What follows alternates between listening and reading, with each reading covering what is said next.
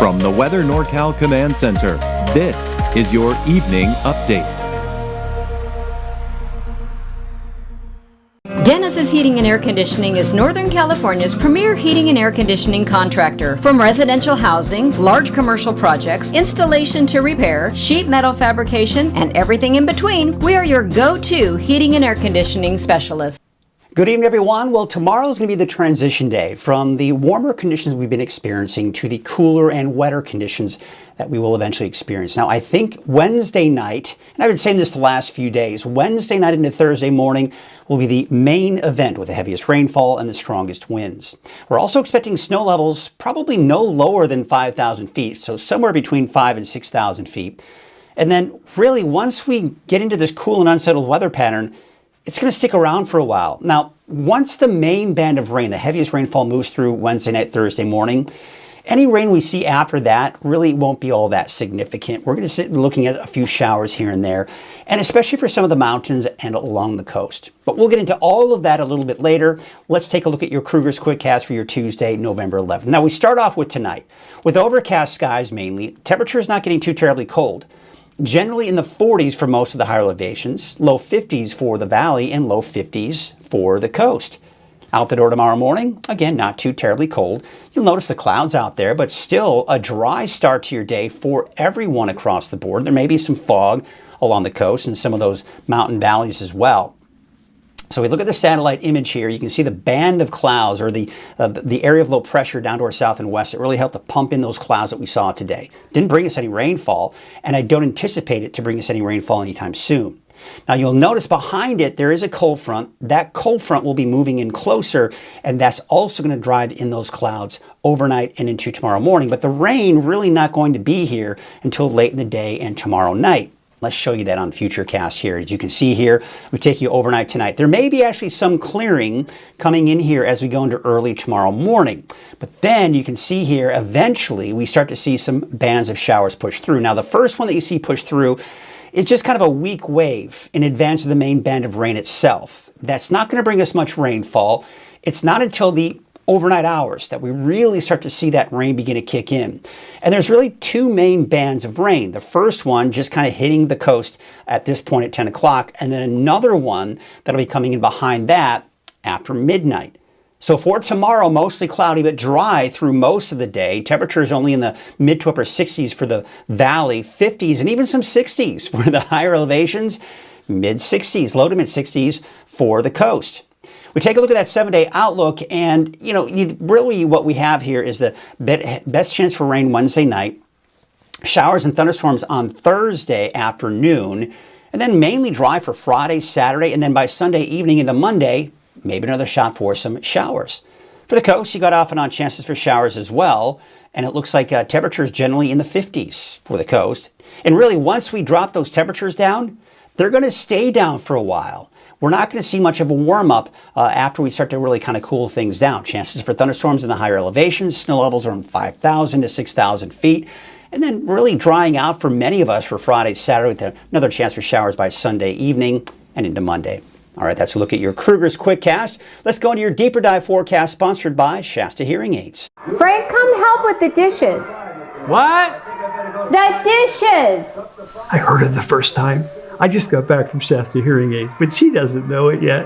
What? Forget it. All right, so you can see that main area of low pressure down to our south. That's the clouds that are moving in. You see this little pocket of clearing. That may be coming in here late tonight and early tomorrow morning, but still, for the most part, partly to mostly cloudy skies through a good portion of the day tomorrow. This storm system will eventually push itself eastward, and that's what's going to give us the rainfall as we go into the next 24 hours. Let's take a look at Futurecast here. And you can see again, as we go into the overnight hours, you start to see a little bit of clearing, and then we go through the afternoon, and eventually we see this first little band try to push through. Now, this is not very significant. This is in advance of the main storm system itself. Sometimes we see these little weak waves in advance of the storm systems that bring us some light showers. So late in the day, maybe a few showers. But the first heavy band of rain will hit the valley around midnight tonight. We're also seeing those gusty winds and maybe some lightning strikes in there as well. Then this heavier band of rain will start to push eastward. You can see by 6 a.m., still some decent rain for some of us in the valley and some heavier rainfall off to the east. Now also take note, blue is where snow is. We're really not seeing any. Still fairly high snow levels with this at this point. But the colder air is all back here. So once we get within that colder air, we're going to start to see more snow making its way into the forecast. However, still fairly high, mainly above 5,000, 6,000 feet or so. Still some decent rain off to the east in the eastern mountains, but some clearing with a chance for thunderstorms, mainly in the higher elevations, but even the valley could see a stray thunderstorm as well. But you kind of see what's going on here. Some pretty heavy widespread rainfall overnight Wednesday into early Thursday morning, turning over to scattered showers and isolated thunderstorms as well.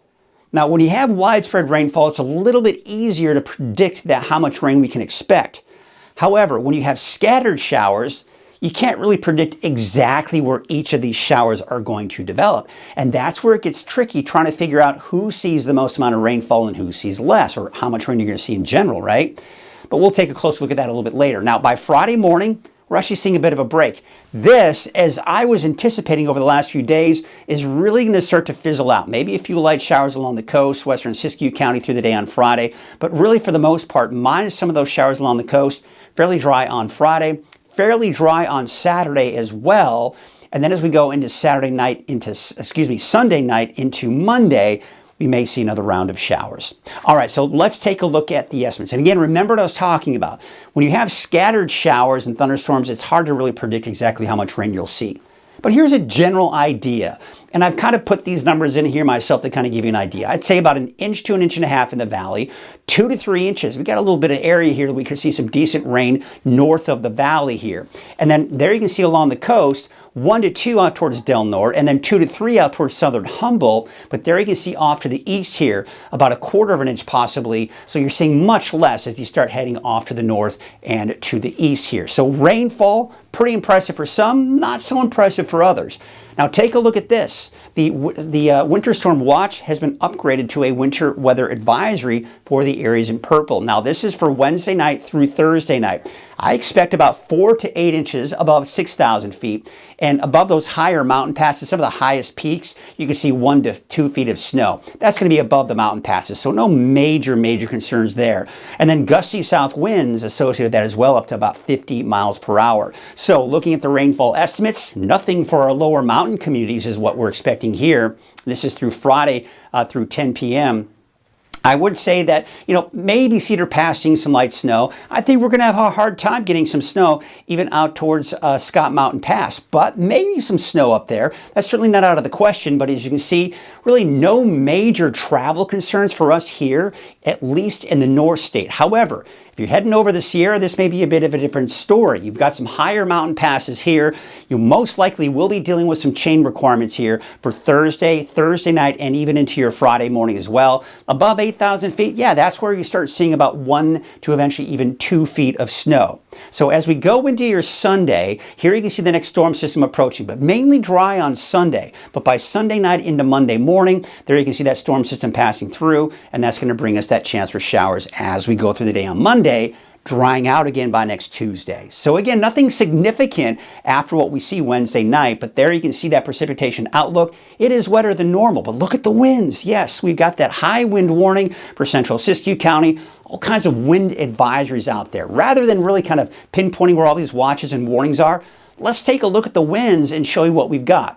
So as we go through the day tomorrow, the winds will start to increase. Nothing terrible yet at noon, but they really start to ramp up as we get into the evening and overnight hours. There's midnight. So as we go into Wednesday night, Thursday morning, now you're seeing gusts over 40, 50 miles per hour for the coast, eventually working its way into the valley for the early morning hours on Thursday. And then you can see here as we take you into Thursday morning, still some gusty winds for the eastern mountains. And then the winds should start to subside here as we take you into your Thursday night, into your Friday night and into Saturday as well. So again, the strongest winds Wednesday night, Thursday morning, subsiding through the day on Thursday, but still pretty gusty through the day on Thursday.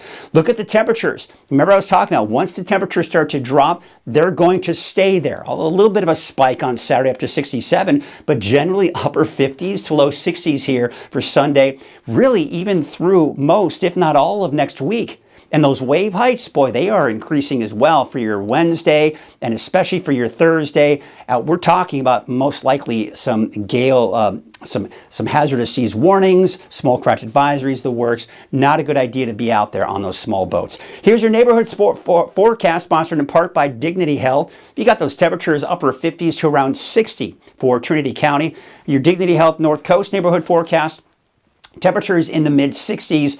There's that chance for showers and thunderstorms here for Wednesday night and into your Thursday, that chance for thunderstorms here. But there you can see off and on chances for showers here once we cool things up. I mean, look at the temperatures, 40s and 50s for Mount Shasta as we go into the next 7 days. And really, that's going to be the conditions here for Alturas as well, with temperatures there in the 40s too. Now we take you to the eastern mountains for tomorrow, still generally in the 50s and 60s. But taking a look at the valley here, you got temperatures in the upper 60s. So there you can see that chance for thunderstorms Thursday afternoon, and then maybe a chance for showers going into Friday. But again, that chance in there for Friday, by the way, it's very minimal. I think most of what you see is going to be to the west of the valley. Take you up north, 66 for Anderson as well as Bella Vista, 67 out in Red Bluff and Whiskeytown, about 60. And there's your 7-day forecast for Redding. There you can see temperatures are getting much cooler. There you can see dropping down to the upper 50s to even some low 60s, especially by Sunday and into Monday and Tuesday of next week. That's your evening update. I'll be back again tomorrow morning at 6 a.m. and live on Coffee with Krueger at 6:30. Have a great night.